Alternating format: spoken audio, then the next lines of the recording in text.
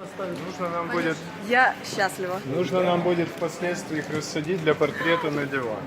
Я в раю. Взяли там посидели. Собаки! Собаки! Какие-то угощения есть, если что? Цирковато. Я в раю. Рим, иди ко мне. Ко мне. Собаки!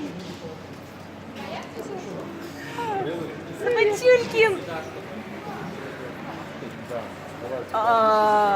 Иди ко мне, собака!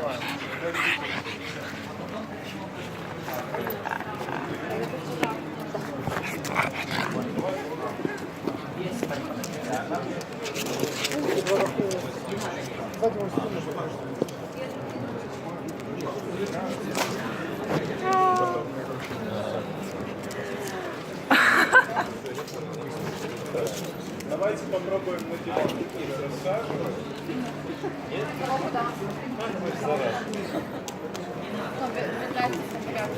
Да, без разницы. Главное, что вы сидите. Класс! Смотри, ходит на задних лапах. Ты смотри, что происходит. Начинай с ума сойти.